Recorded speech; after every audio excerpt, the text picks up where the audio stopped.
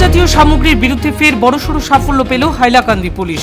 জেলার লালা থানার পুলিশের বিশেষ অভিযানে উদ্ধার হলো বিপুল পরিমাণে গাঁজা। এই ঘটনায় হাতে নাতে আটক করা হয়েছে 2 অভিযুক্তকেও। পুলিশের এই অভিযানে এলাকায় ব্যাপক চাঞ্চল্যের সৃষ্টি হয়েছে।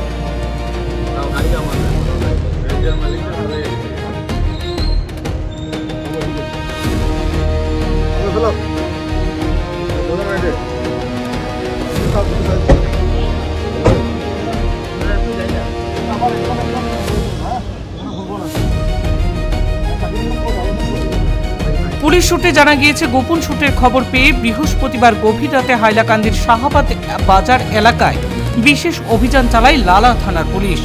বিশেষ কিছু সময় নজরদারির পর সন্দেহভাজন 2 ব্যক্তিকে আটক করে তল্লাশি চালানো হয়। তল্লাশিতে তাদের কাছ থেকে উদ্ধার হয় প্রায় 3 কেজি 130 গ্রাম গাঁজা। আটক 2 অভিযুক্তের নাম শাহরুল আহমেদ ও অর্জুন রায় বলে জানা গিয়েছে।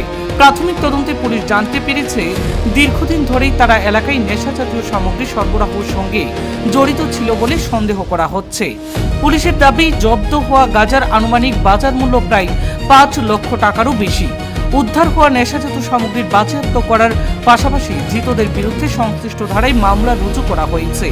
পুলিশ জানিয়েছেন, জেলার বিভিন্ন এলাকায় নেশাজাতীয় সামগ্রীর বিরুদ্ধে অভিযান আরও জোরদার করা হবে এবং এই চক্রের সঙ্গে জড়িত অন্যদের খুঁজেও তদন্ত চলছে বর্তমানে।